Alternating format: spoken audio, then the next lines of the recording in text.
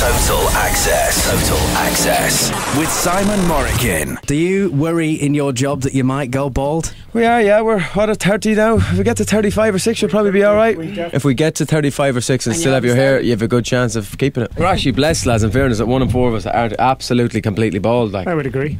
We're actually and blessed. Brian has a full head of hair as well. Like, if he was still here, it wouldn't be like... But it's mad that all 5 of us still have like full heads of hair. I worry about going bald, you see. What's it like in your jobs when you worry about that? You don't. I don't think How old are you? Don't think you worry about it. 26. Are you doing alright? I think it's quite a natural thing for guys to worry about in general, you know, because less hair gel always but makes there's it lots look of things better. now I believe you can do. So if I went bald, I'd be looking into everything. I'd be looking into transplants, wigs. yeah, not wigs, but I would want to keep my hair. But I actually reckon I just let it happen. I don't know, I just have this thing in me that it would be You just... might have to ask you to leave the band. If you let it happen, That would be grand. Brian will be coming back. See you later. I ask you to leave.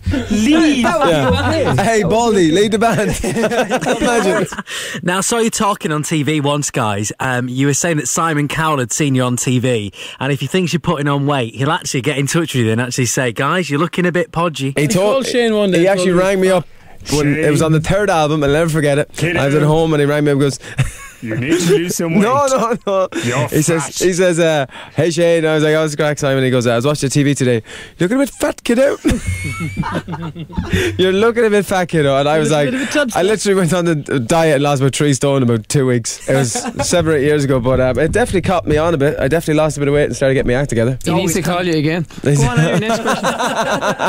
How does it feel to do your 11th album? That's incredible. It's pretty amazing. Pretty amazing. Yeah, it's great. I mean, we've only had 1 year where we haven't had an album out in 12 years that we've been together, and it's nice to think that we're still getting better 11 albums later. We could have had 12.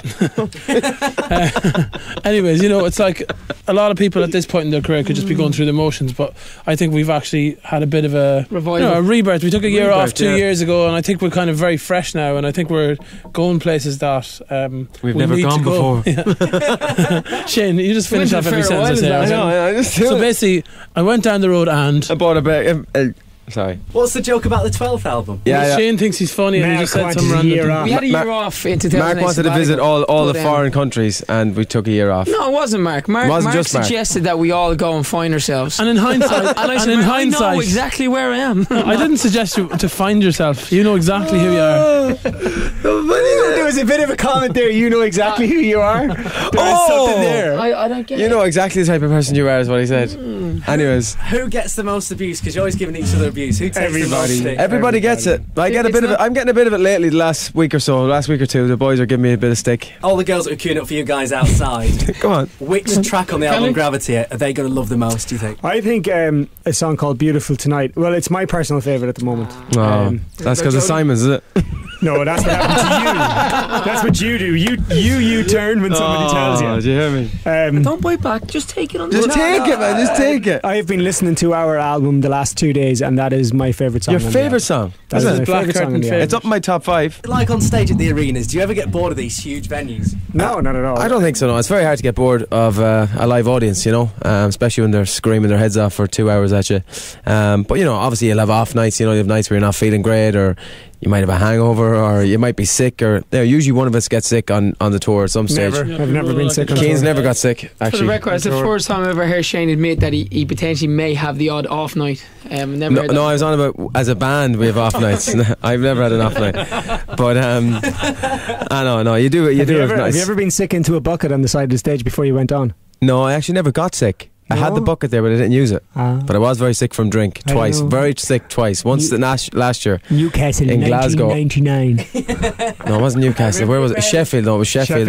Sheffield. I was in a hula hoop, and then in this year in Glasgow, I drank an awful lot and unfortunately felt very sick. It was actually torment getting through the show. Shane went into the corner and talked to himself. Shane had a little spot on his top lip, and he proceeded to burst it. Actually, it then became a basketball. Remember, Brian came back to the band on Shane's lip. Yeah. And he had to do it. Now the worst part about it was we were on tour at the time. So when you're on tour, the big screen's at the size of this room on the wall. Yeah. So my spot was the size of. What was that about? It looks like a car. Actually, do you know what it was though? If you ever get a water blister on your lip, it was just a water blister. I was like, that's weird, isn't it? And then when I picked it, and next thing, boom. It was He held the literally like microphone I had like a this for the whole turnip. show. It's literally I had a turnip on my lip, and it was that size, like, and I was like that. I was like that with the mic. I was like that with the mic.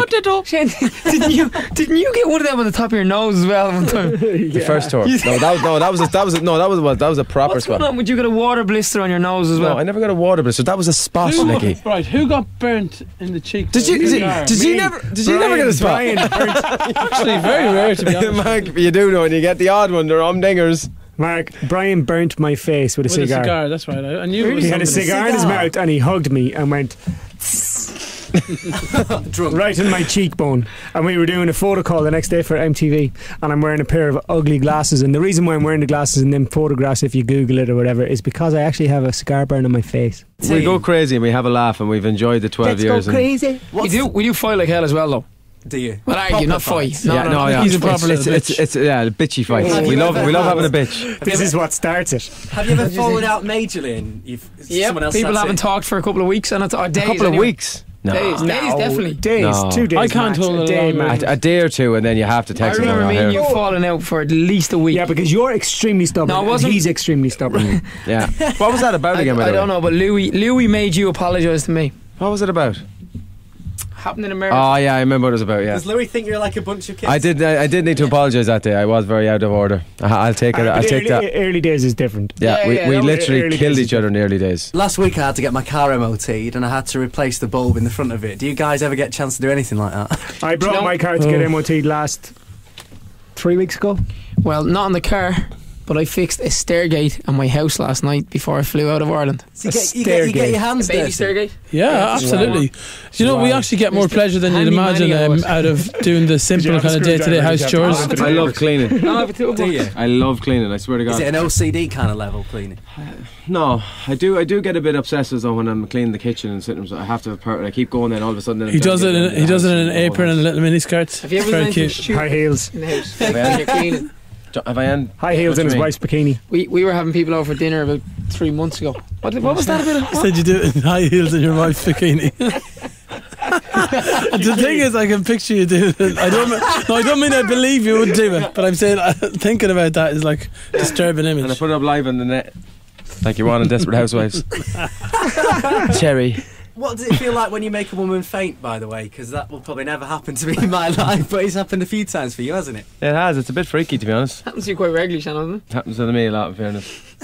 No, in fairness, it happens to Shane the most. it? No, it's people are scared to the life of me. it actually on a serious level. Sometimes When you you'd turn be up for quite work in the bikini, scary. that's what they'll faint. There's no point answering seriously if everyone's laughing. Is it? But seriously, it can be quite scary, can't it? It can't be, because you don't know if the girl's going to get up. Like The bird's going to get up. That's what you're going to say. Don't know if the bird's going to get up. Like, you get me. You get me now. When you're on stage in the arena, can you feel everyone singing back to you? Yeah. Yeah, when That's- 20,000, that's what it's all about. 15,000. I mean, we done a gig in Ireland recently that was about 83 or 85,000. And when they sing back to you, you know about it. It's the thank you That's back the to hype. us, you know. It's the one kind of pat in the back. You go, right, we've done it now. All these people are kind of just in love with the song, and it's an amazing feeling. When you perform the X Factor and you know the intro that comes up and says how many million records- Westlife! It makes the hairs stand up on the back of your neck when you see that, It doesn't does. Even it makes our hair. We're watching ourselves, and we're like, you know, when you see it all in front of you, it is pretty amazing. That's like, going back to the bald question, because if we didn't have, we'd have no hair to stand up, like, you know what I mean? But Luckily, we didn't do the parachute jump. but you know what? Like when you're standing behind that door and you go out on the X Factor and you hear the guy doing the intro and you can't see it at that point. You might have seen it in the rehearsal, but it's, you know, you're kind of well up for it then. The door's buzz you kind of get, open. the buzz you get is unreal. Ever get nervous? Oh, definitely. Still. It's like an anxious nervous though. It's like an anxious feeling. It's like you're busting to get going, and you're kind of like, oh, I hope the first line goes right. You know, you hope you get off to a good start. You know, But that you kind also of. have to And be better than the contestant. That's what you're supposed to be, better than the There's a pressure, contestant. isn't there, there? Absolutely. there is an added pressure, yeah, but yeah, it's just an amazing feeling. You know, it's the biggest show in the UK, and so many, like everybody, you know, nearly watches the show. Like 1 in 4 people watch it in the UK. Like that's pretty amazing. What about when someone tells you that like a song got them through like a real tough time? That's pretty cool. Yeah. That's very touching. I mean, you know, you get letters quite a lot because